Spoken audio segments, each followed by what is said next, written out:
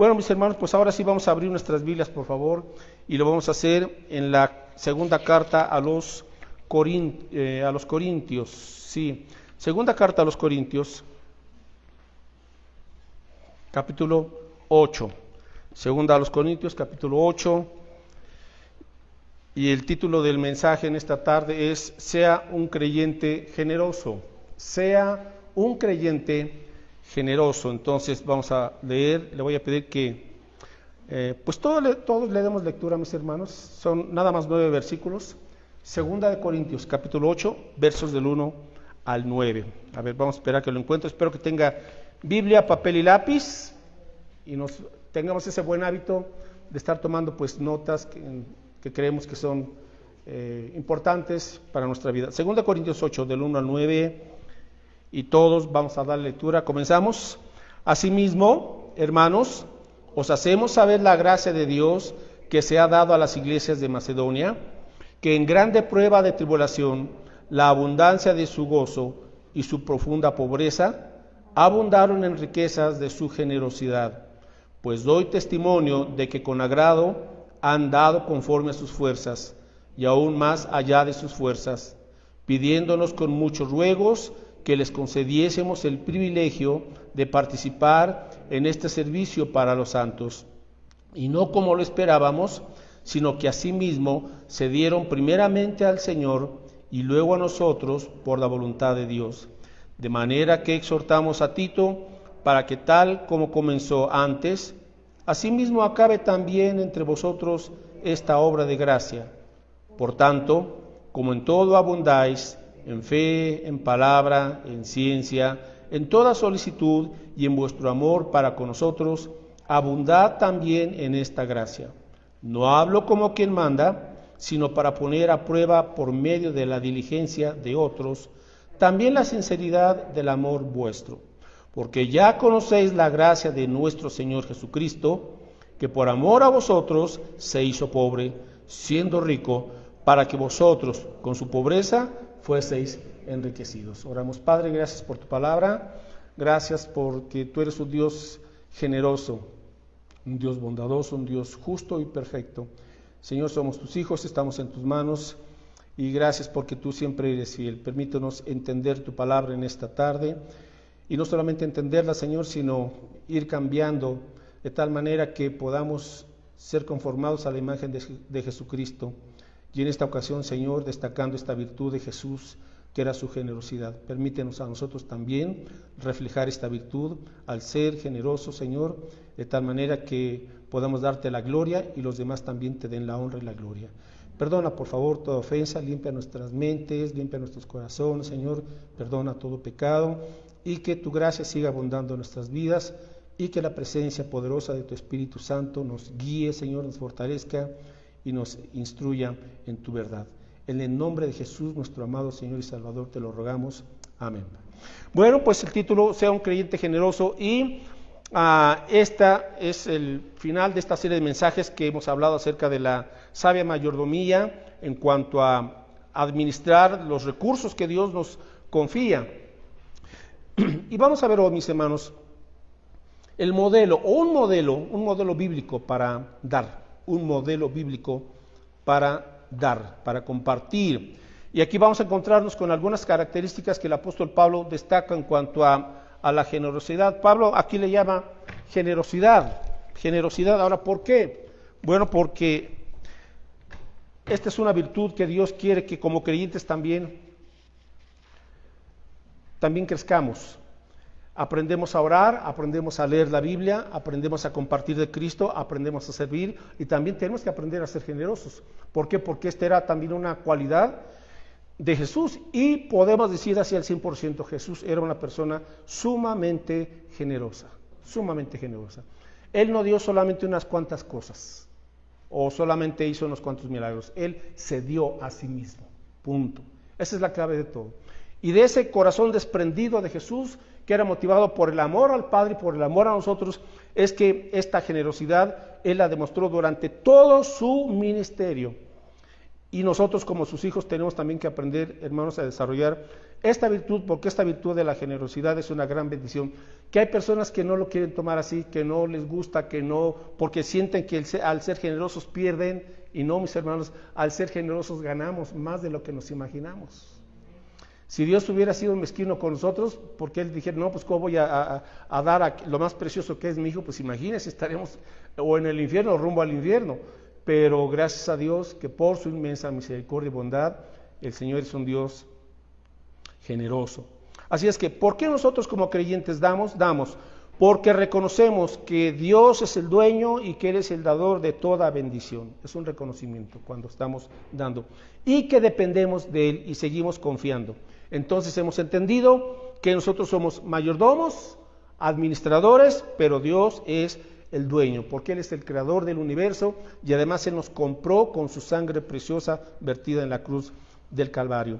Damos también nosotros porque al dar estamos contribuyendo para que el ministerio, para que la palabra de Dios, para que el reino del Señor se extienda a través de las iglesias. Mis hermanos, es importantísimo y es trascendental entender el papel y el rol que juega la iglesia en esta época. Dios ha diseñado ahorita la iglesia como la esperanza del mundo, para compartirle a la gente la esperanza eterna. No hay sustituto. Inclusive ahorita tampoco Israel está jugando un papel central. Él lo tomará dentro de poco tiempo, jugará un papel central en este mundo, dirigido por el Señor, pero mientras ahorita el papel central es la iglesia. Y estamos aquí para anunciar y extender el Evangelio, para que la gente tenga, hermanos, vida eterna. Y discúlpenme, pero no estamos para cuidar que la gente, para evitar que la gente tenga una gripa. Estamos para evitar que la gente se vaya al infierno. Amén.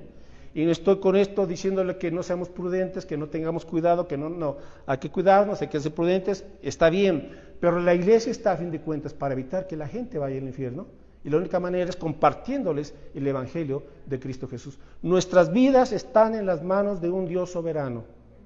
¿Somos prudentes? Sí. ¿Nos cuidamos? Claro que sí. Pero el punto central es, Dios, tú gobiernas todo, estamos en tus manos. Así es que la iglesia está para extender, para avanzar el Evangelio de Cristo Jesús. Entonces, vamos a ver algunas características de manera breve acerca de este dar. ¿Por qué dar? Ok, número 1, 2 de Corintios 8:1. Asimismo, hermanos, os hacemos saber la gracia de Dios que se ha dado a las iglesias de Macedonia. Bueno, Pablo en su tercer viaje misionero, él se entera de una situación temporal, pero crítica, ¿verdad? En donde la iglesia o los santos de Jerusalén, los creyentes, estaban pasando por una hambruna y también les estaba perjudicando. Entonces, estaban temporalmente pasando por esa crisis material, y lo que hace Pablo en este viaje misionero, pues es comenzar a hacer una colecta con las iglesias gentiles, o sea, iglesias de cristianos no judíos, para que de esta manera ellos demostraran su amor al pueblo judío que se había convertido a Cristo y ayudarles también de manera material. Entonces Pablo les escribe a las iglesias de los Corintios, a las iglesias en Macedonia, y Pablo entonces aquí comienza a darnos una serie de características para motivar a los hermanos en Corinto, porque ya habían hecho ellos la promesa, ya tenían un año, ya se habían tardado, no la habían cumplido. Entonces Pablo les vuelve a escribir: hermanos, les recuerdo de la promesa que esta ofrenda es para los santos que están en Jerusalén, los creyentes que están en Jerusalén. Así es que, y Pablo comienza a motivar tanto a los corintios y también a la vez a reconocer a los creyentes de las iglesias de Macedonia. ¿Y cuál era la condición? Bueno, número 1, la gracia de Dios nos motiva a dar. Dar es la respuesta de la gracia de Dios, para que le demos toda la gloria al Señor. Así es que, si usted ya está practicando la generosidad, gloria a Dios, es gloria al Señor. Si usted ya está aprendiendo a ya no ser una persona egoísta, ya está superando la mezquindad, la avaricia, ya ahora usted se da cuenta de que está madurando y ya está dando con gozo, es por la gracia de Dios. Sí, nosotros estamos aprendiendo ya a ser desprendidos, a no aferrarnos a lo material, sino a compartir de lo mucho que Dios nos da, es por la gracia de Dios. Dice Pablo: os hago saber la gracia de Dios que se ha dado a las iglesias de Macedonia. Y Pablo comienza a continuación a hablar de ese desprendimiento y de esa abundancia que tenían estos hermanos de Macedonia, pero Pablo dice: hermanos, eso es simple y sencillamente la respuesta a la gracia de Dios. porque es la gracia de Dios la que nos mueve, mis hermanos. Porque los seres humanos somos tan especialitos, ¿verdad? Que nos aferramos y no damos y no soltamos. Porque así somos por naturaleza. ¿O no? ¿Usted alguna vez fue bebé? Sí, ¿verdad? Obviamente, 1, 2, 3, 4 añitos. Y cuando le daban a usted un juguete, ¿qué hacía con su juguete? Quizás no se acuerda, pero sus papás bien sí, sus abuelos. Y usted no soltaba su juguete, ¿verdad?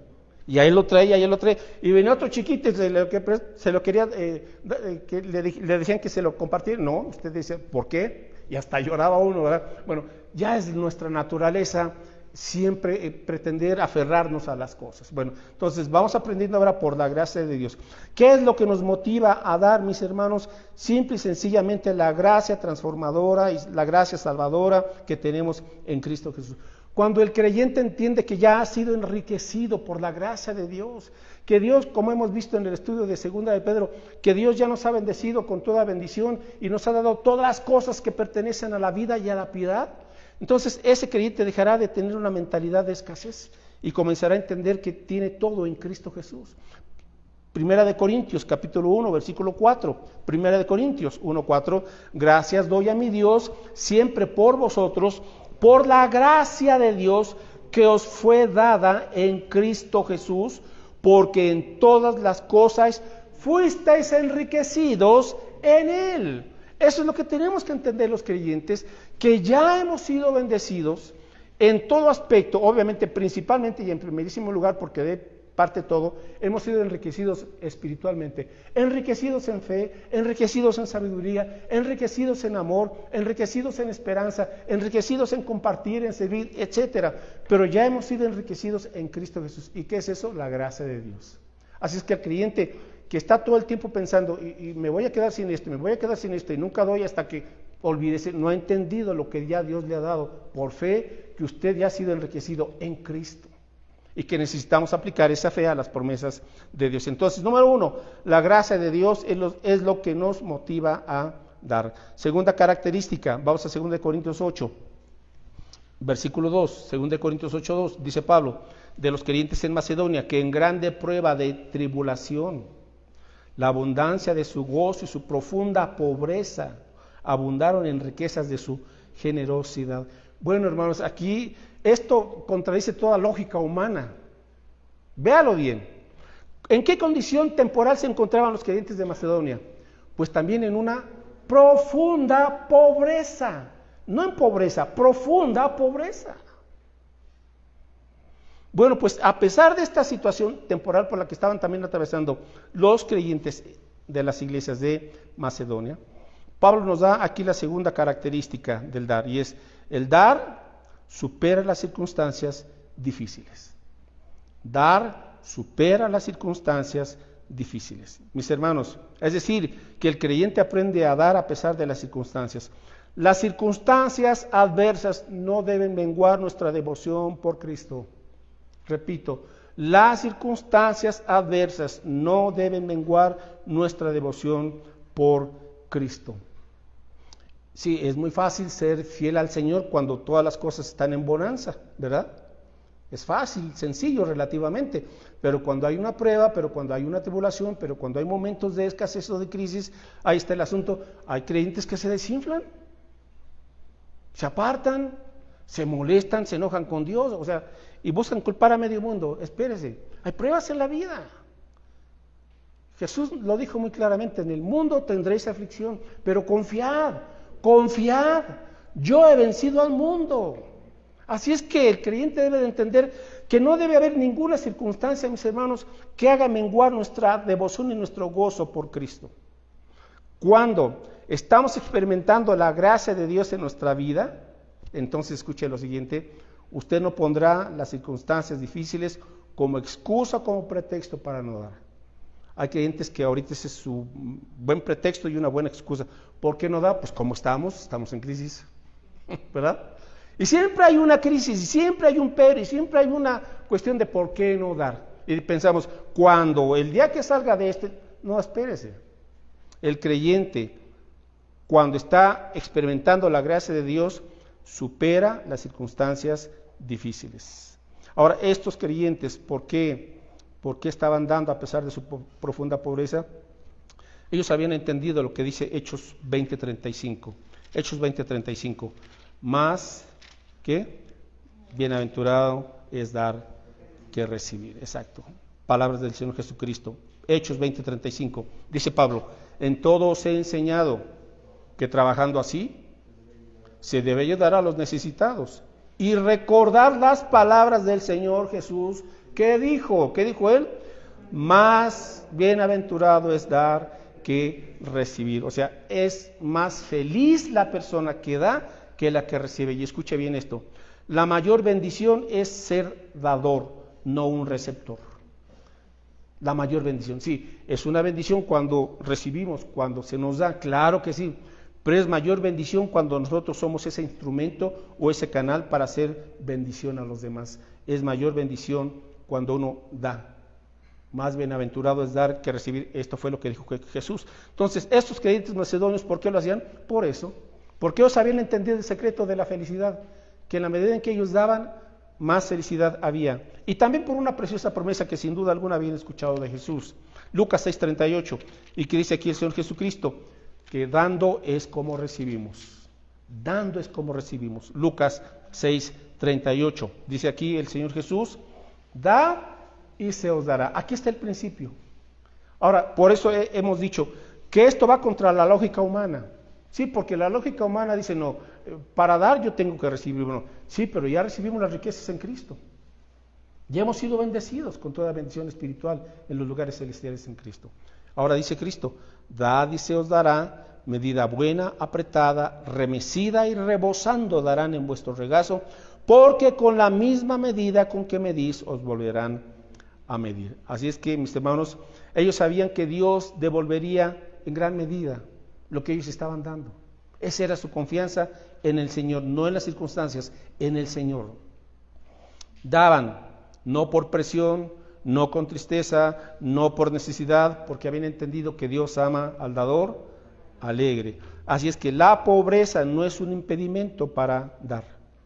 Estos creyentes estaban atravesando esta circunstancia temporal de profunda pobreza, pero ellos sabían que Dios supliría todas sus necesidades, porque Dios es generoso. Y otro punto aquí, mis hermanos, no esperemos a tener más dinero o a que las circunstancias mejoren para dar. No, así no es el punto. Le voy a dar otra clave, Lucas 16:10. Otra clave muy importante. Ustedes de los que no dan porque está esperando a que las cosas mejoren, pues así se la va a pasar toda la vida, ¿eh? En serio, hasta que usted aprende la clave. Hay una clave bíblica aquí para detenerse esa característica de espera y espera y espera y nunca mejore.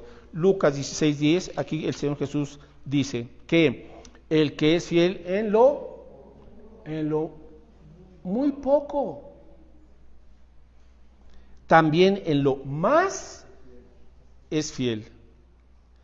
Y el que en lo muy poco es injusto o infiel, también en lo más es injusto. ¿Se da cuenta? Así es que en lo que tenemos, ahí tenemos que aprender a ser fieles con eso.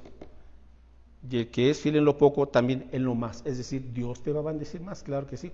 Pero ¿cómo Dios te va a confiar más si lo que tienes no lo estás administrando bien? O sea, sencillo de entender, ¿verdad? Así es que dar supera las circunstancias difíciles. Ok, número 3, vamos con otra característica del dar. Y regresemos a 2 Corintios 8:2. 2 Corintios 8:2.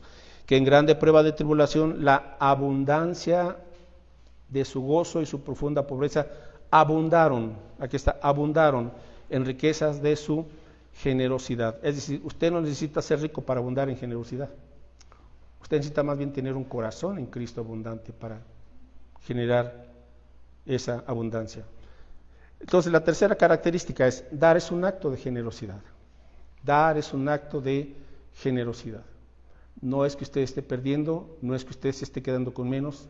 ¿Por qué? Porque entendemos que la gracia nos liberta de la mezquindad y de la avaricia. Donde la gracia de Dios, que es su favor inmerecido, que es su amor abundante, que es su misericordia, que es su poder para hacer su voluntad, esté en nuestro corazón, el creyente entonces comienza a ser liberado de ese pecado que se llama la mezquindad y la avaricia. La gracia de Dios abre tu corazón y tus manos para dar. porque así es la gracia. Jesús, que era lleno de gracia y de verdad, vino aquí con un corazón abierto y con manos abiertas también. Así vino Jesús. Jesús nunca cerró su corazón, ni nunca cerró su mano para bendecir a los demás, siendo el Dios hecho hombre. Así es que el mayor acto de generosidad, mis hermanos, que se ha visto en el universo, ¿sabe cuál es?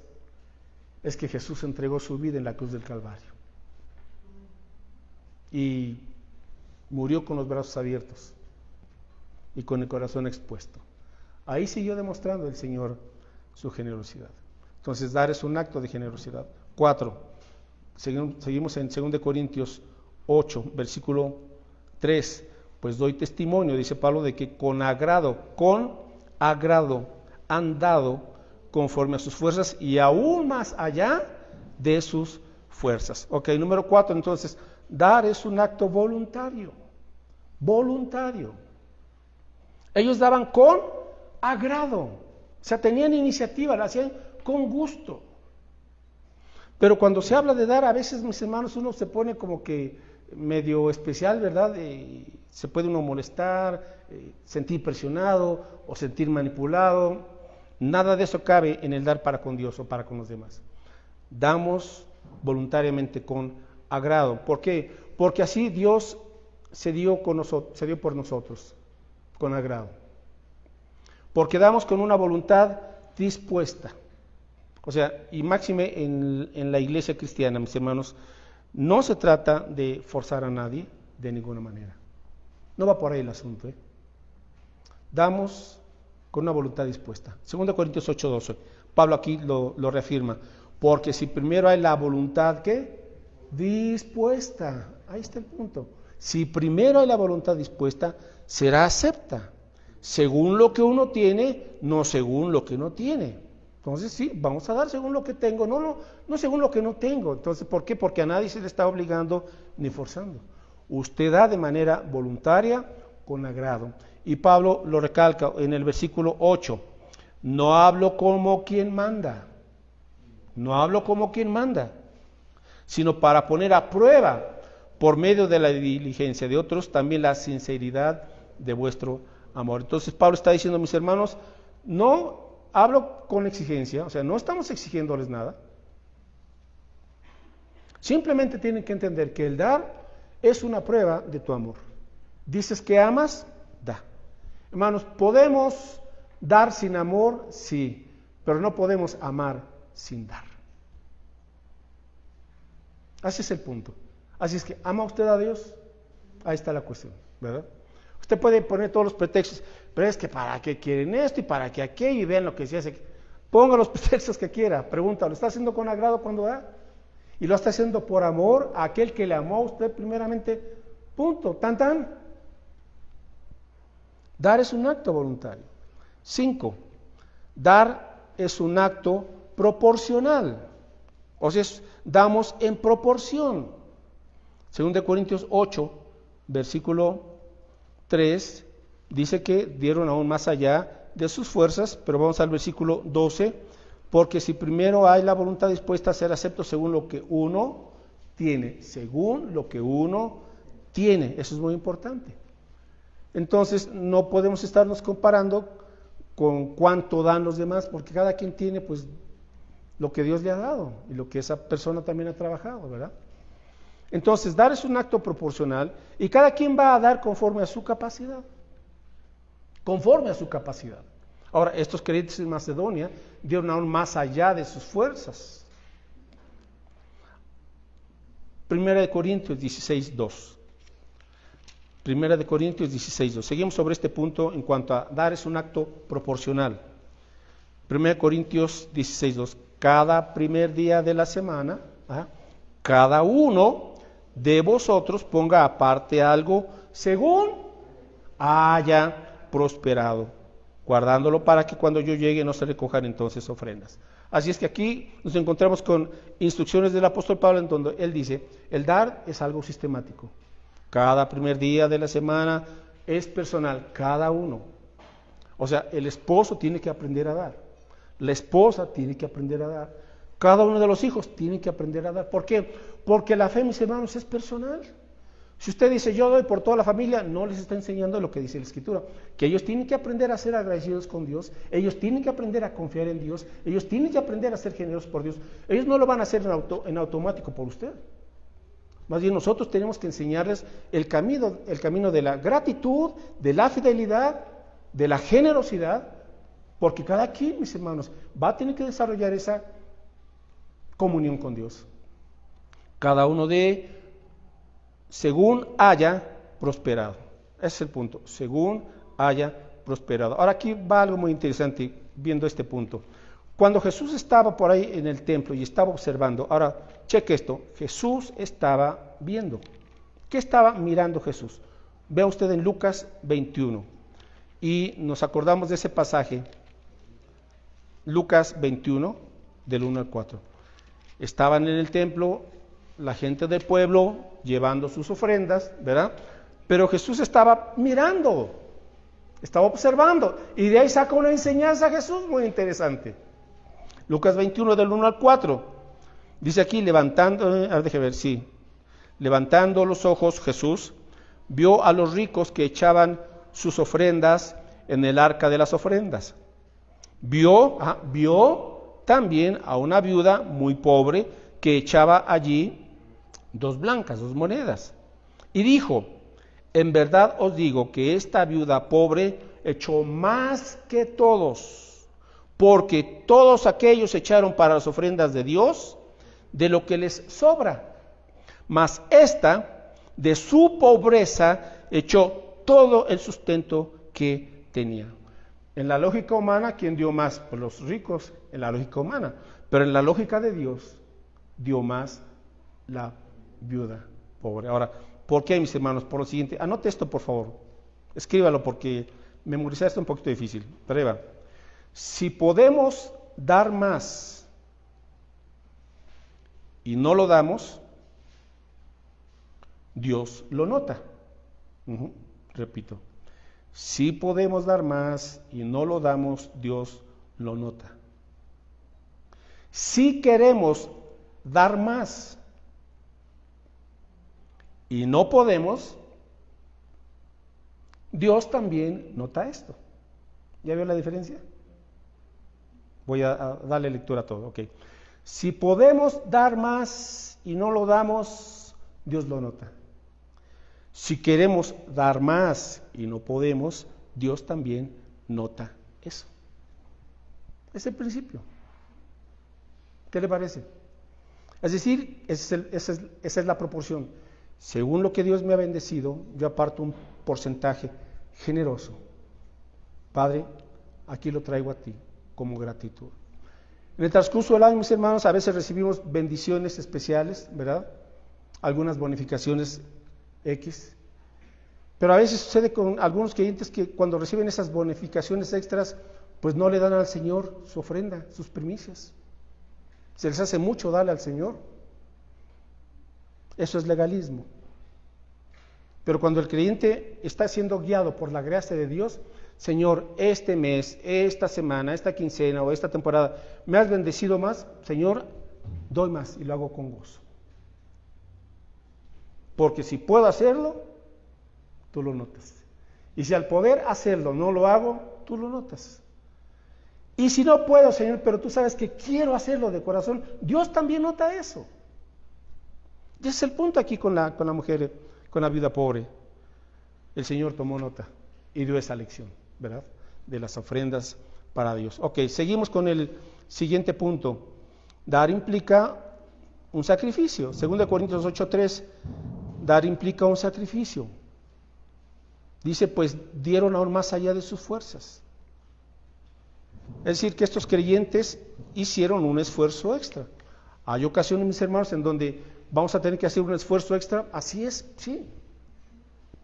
Y la obra de Dios lo va requiriendo, mis hermanos. A veces las iglesias están comenzando, tienen que comprar un terreno, y después del terreno pues tienen que edificar y tienen que construir, ¿verdad? Y eso, hermanos, no lo da el gobierno, todo eso proviene de los miembros fieles de esas misiones y de esas iglesias. Y luego una vez que ya un templo está construido, pues hay el mantenimiento y hay los ministerios y hay todo el movimiento que se tiene que hacer para llevar a cabo la obra de Dios. Sostener misioneros, los obreros, algunos de tiempo completo, otros medio tiempo, pero hermanos, está el ministerio sirviendo y trabajando. La iglesia no puede parar. Había un canto, una alabanza hace mucho tiempo que decía: la iglesia sigue trabajando, solo se detiene para predicar. La iglesia sigue trabajando, solo se detiene para predicar. Hermanos, y aún con esta contingencia, la iglesia no puede parar de servir a Cristo. Ok, ahora lo hacemos, si usted quiere, desde nuestras trincheras, cada quien, lo entendemos bien, pero no podemos dejar de compartir a Cristo. Ahorita lo que la gente necesita más que una vacuna es el Evangelio. Por favor, entendamos eso. Y sí, estamos orando porque hay una vacuna. Claro que sí, mis hermanos. No me malentienda, por favor. Y qué bueno, y ojalá que esté pronto, amén. Pero la gente se va a vacunar y si está sin Cristo se va a ir al infierno, con vacuna o sin vacuna, punto. Entonces, es lo que debemos de tomar conciencia. Sí, Señor, oramos, dale sabiduría a los científicos, a los doctores, a quienes están preparando y elaborando estas vacunas. Sí, mis hermanos, y la iglesia tiene que estar orando. Pero con prioridad número 1, Señor, que tu evangelio se propague, avance. No podemos detenernos. Recuerda esta frasecita, ¿verdad? El evangelio no está en cuarentena.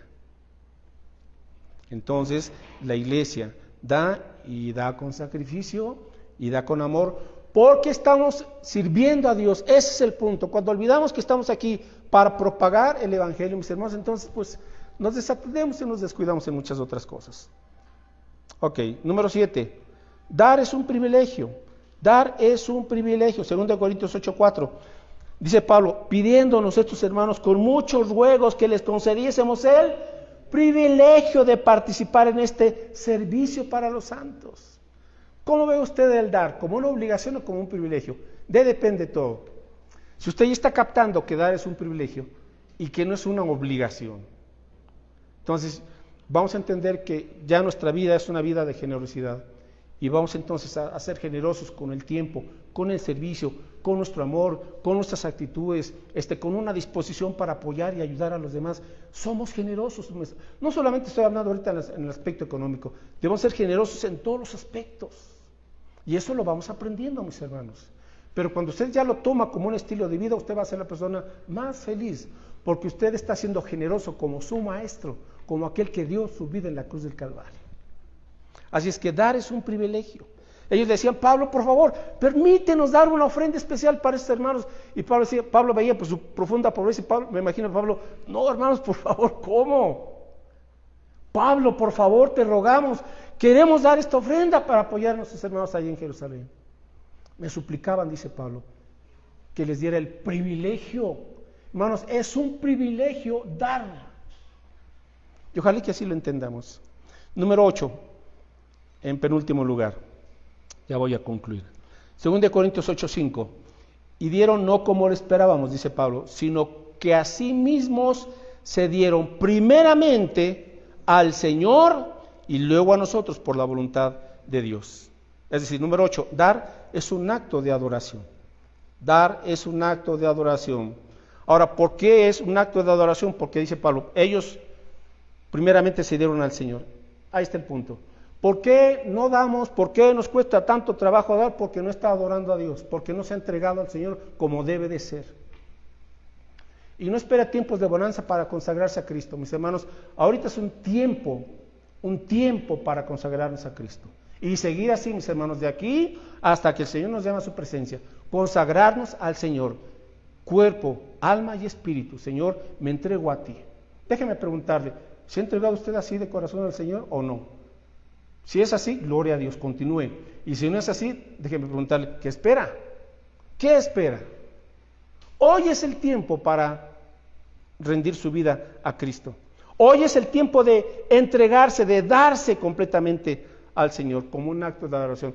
Y día a día, mis hermanos, vamos renovando esa entrega al Señor. Señor, este día renuevo mi consagración a ti. Ayúdame, guíame, fortaléceme, Señor. Quiero hacer tu voluntad. Hay este asunto, hay este problema, Señor, lo pongo en tus manos, pero estamos entregados a Cristo. Señor, hay esta necesidad, oro y la pongo en tus manos y confío en que tú me vas a abrir puertas y en que tú vas a darme y a prosperar y a bendecir y a proveer. Estamos entregados al Señor, mis hermanos. Y finalmente, damos como Jesús dio. Ese es el modelo. Damos como Jesús dio.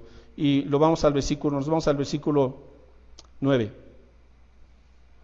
Llega a esa conclusión Pablo. O sea, ¿por qué hay estas características en el dar? Y dice Pablo, mis hermanos, sencillo, porque ya conocéis la gracia de nuestro Señor Jesucristo. Aquí, si esto lo escucha el mundo va a decir, qué tonterías, porque es la lógica del mundo. Pero cuando alguien lo escucha, alguien que ha experimentado la gracia de Dios, entonces dice, sí, porque ya sé lo que es la gracia de Dios en mi vida. Dios me ha amado, me ha aceptado, lo que he sido el Señor lo ha lavado, lo ha limpiado y me ha hecho su hijo, su hija. Está en mí y me ha prometido la vida eterna para siempre con Él. Entonces, ¿qué más, Señor? ¿Cómo puedo pagarte? ¿Cómo puedo agradecerte? Porque ya conocéis la gracia de nuestro Señor Jesucristo, que por amor a vosotros se hizo pobre. Ahora, ¿cuándo se hizo pobre el Señor Jesucristo? En su encarnación. En su encarnación, ¿por qué? Porque Cristo hizo a un lado esa gloria celestial que Él tenía. Porque Cristo dejó de lado el uso de sus privilegios como Dios y como Rey. Porque Cristo sufrió como humano las debilidades, las limitaciones, tuvo hambre, se cansó, fue insultado, fue ofendido, fue traicionado.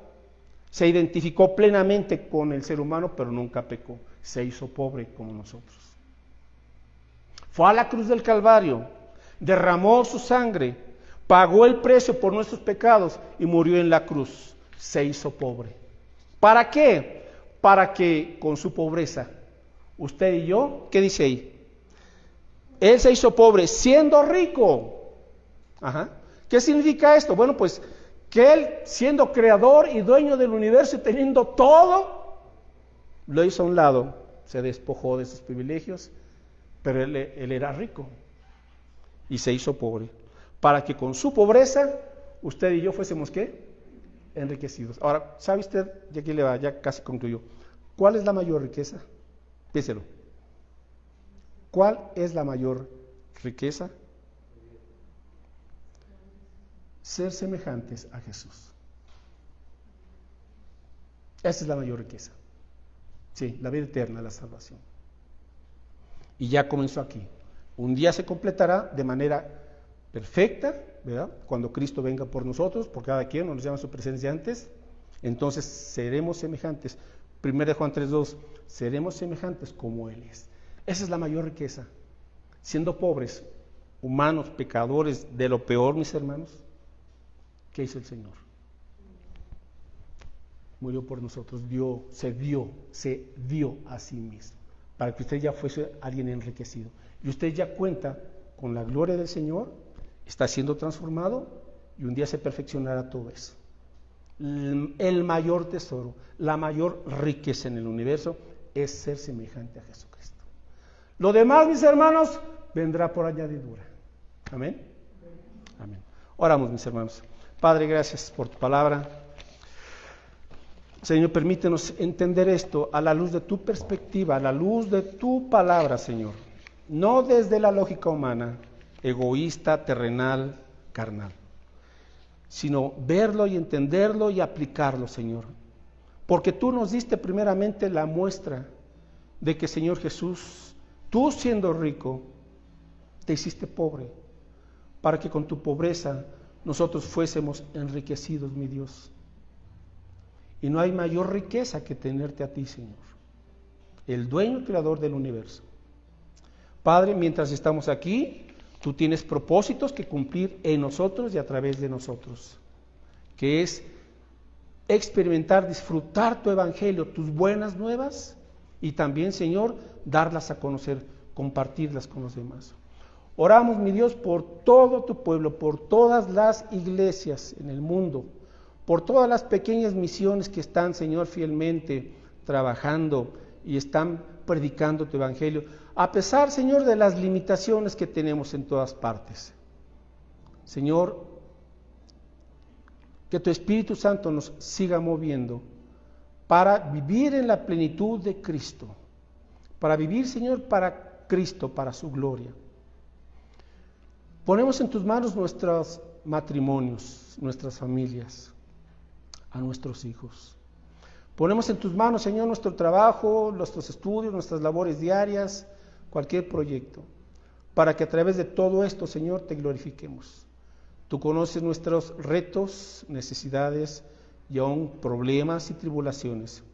Pero, Padre, tú has prometido, no te dejaré ni te desampararé ni un solo segundo, Señor, porque tú estás con nosotros. Padre Santo, permítenos ser un pueblo fiel, un pueblo que ejerce con sabiduría la mayordomía, pero también, Señor, con generosidad.